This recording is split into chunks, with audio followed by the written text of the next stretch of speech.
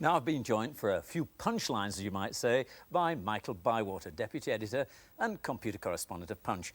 Michael, you gave me one of these adventure games to try, and I must say I'm not an aficionado. Do you really enjoy them?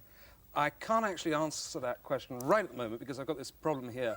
What has happened is we're in the land of Sorderon. We're actually on the dune on Elor, and we've got to get to the Mystery Lake to talk to this negotiable beetle who will give us the manic woodcutters thing. It's just like real life, really. You meet people and you shake hands. You kill them. Real life in Punch, no doubt. Real life in Punch. What we've got here is something which highlights the problem of these blasted games. You attack Krillin, you kill Krillin, whoever he may be, you travel north, you see the bar. What is a reasonable thing to say at that point? A reasonable thing to say at that point is buy a drink. There we have it. I don't understand buy. I don't understand buy. Maybe it should be kill the drink, but every time you seem to meet something, a Krillon or a Gru or whatever it is in these games, you actually go out and kill it, stab it, knife it, providing you've oiled the knife in the blood of something you met beforehand. It's not the blood of something. You see, what it's got to be is the drink that you find in the sack with the luncheon that Krillin has got, and then the Gru comes in and he gets the knife, but he's already got the oil from the sunken lake. You pull the... But you like them?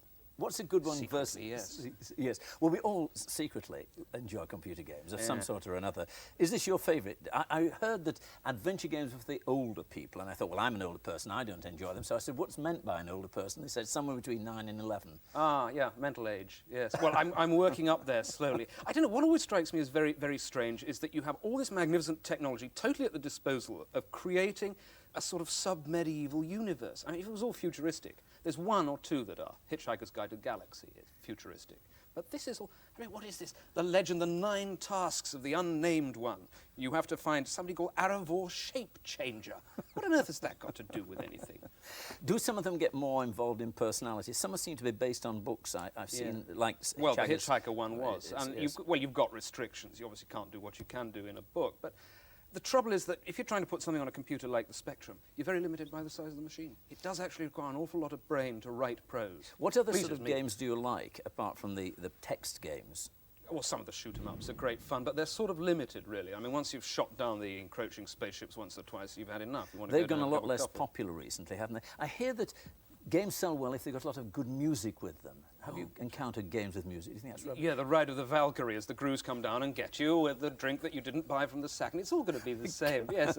Well, I did see one that I quite liked. It was called Winter Games, and there was the runner running up to the bowl, and he lit the flame, and the doves flew off, and the music played, and the flags blew in the breeze. I thought that was quite nice. And then the computer crashes, and you've lost the game. Or you could go down the bobsleigh and then kill one of the referees as he bobbed up out of the ice. You've got to kill the referee before you get on. It is ludicrous, isn't it? But I think they're getting fun. They are. I've always had a secret liking for pinball machines, and I bought a pinball construction kit for a computer, and you can actually construct your own pinball. So that you always win. You always win. You can make it easy as anything. And has it got somewhere you can put a glass of beer on the top? That's vital. You have to have a user-configurable glass of beer. Well, so far so good, but what would you imagine would be your ultimate game? What would it look like? All the technology, laser holograms and sound and artificial sensor armor and the whole thing, it'd be a real-life simulator. And the point would be that if you got into a situation like this where you really didn't have anything more to say, what you could do is just press a little escape key, which would be located on your knee somewhere, and you'd cut somewhere else. And you go into another life shape altogether and into another lifestyle. Another universe, another anything, another studio, could be anything.